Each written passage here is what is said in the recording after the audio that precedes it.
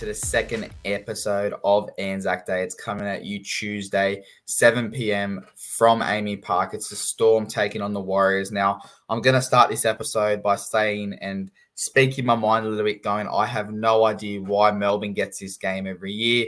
I think that New Zealand, it's the Australian and New Zealand Army Corp. I just think the Warriors deserve to have this game. This should alternate every year. 1 year New Zealand gets to host it, and 1 year Melbourne gets to host it. Because I just look at this game and I just think if you put this game at Mount Smart Stadium, not only are the fans going to show up, not only are they going to pack that stadium, but it's something they deserve because they've also suffered in this. So that's my 2 cents. But let's jump straight into the lineups. You've got Nick Meaney, Will Warbrick, Remus Smith, Justin Olam, Xavier Coates, Cameron Munster, Jerome Hughes, Nelson Asofa Solomona.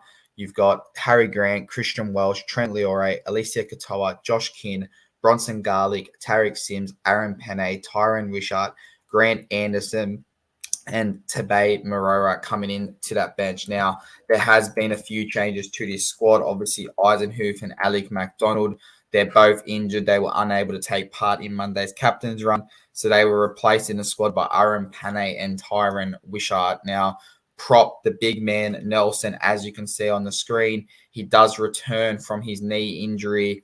He does return from his knee injury, and he will replace Tua Kamakamika, who is suspended for this match.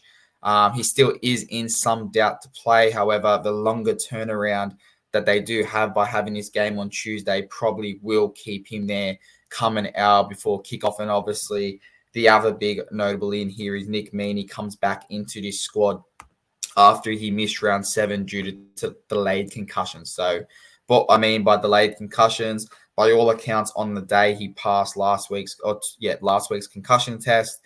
So 2 weeks ago's concussion test. However, he then had delayed symptoms, which caused him to sit out for that 11-day turnaround. But let's look at the team that they will be playing today. It is the New Zealand Warriors. You've got Chance at fullback with Dallin in the wing position with Marcelo Montoya and Adam Pompey. You've then got Edward Cossey, Dylan Walker, Sean Johnson, Adam Fanua-Blake, Freddie Lassick, Jazz Taviga, Jackson Ford, Marata Nakore, Tohu Harris, Bailey Sirinen, Josh Curran, Bunty Afoa, Tom Ale, Viliami Valet, and Dimitri Sivakula coming into that lineup. So, again, this is a Warriors side that has been playing pretty good football this year. There's no update as of Monday, but Marata Nakora does return from his 2-game suspension, which does put Josh Curran back to the bench, which means Tane Tapuki drops out. And obviously, as mentioned, Viliami Vele comes into that 18th man position. So this is a Warriors side that, like we've said week in, week out, or like I've said week in, week out, they're that next man up mentality. No matter who they've got out, no matter who's suspended, no matter who's injured, they seem to be stepping up. And like a few of the boys said in the comments, this team, their reserve grades running top 4 in the reserve competition. So they definitely have those players that are able to step up. They're able to come in. And I think that's great to see, as we say, week in, week out, after all they've given back to the NRL. But like I said, I want to reiterate, I believe that they deserve this game. I'm shocked that the NRL didn't give this game. And that's taking nothing away from the Melbourne Storm. They put on an absolute spectacle.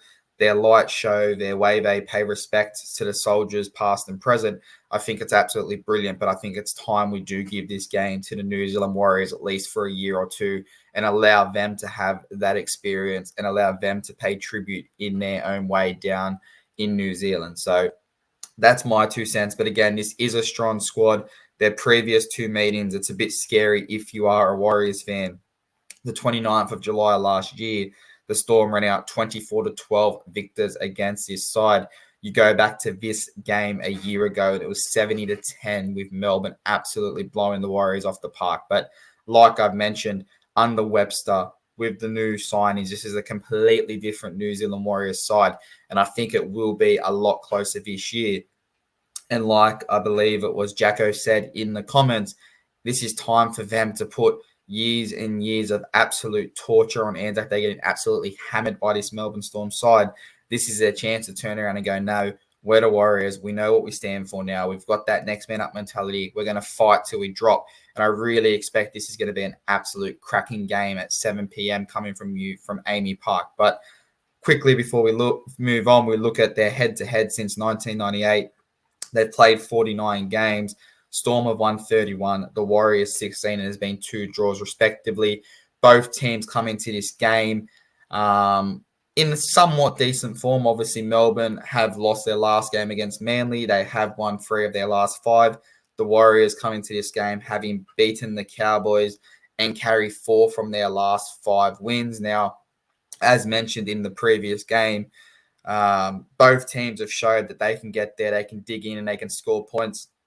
The Warriors have scored 152 points. Melbourne has 140 so far this year. You then go a little bit further, and this is the same thing I said about the Roosters and the Dragons. Both teams will be wanting to clean up their defense a little bit. They've both played 7 games, with the Melbourne Storm conceding 124 points and the Warriors conceding 136. So again, we say it week in, week out, defense wins premierships. The best defensive teams are there at the end of the year come grand final time. So both teams have shown that they can attack. Both teams will be aiming to try and shore up their defense and hopefully put on an absolute cracking display. But let me know in the comments what you think is going to happen in this game. Given it is a home game to Melbourne, given they do have Nick Mandy back, I am going to side with Melbourne 1-12. I do think the Warriors can get this job done, but given that home ground advantage, given just having their troops back, I think there is a big chance that they do get this job done. Nothing away from the Warriors, but those 2 injuries we mentioned earlier.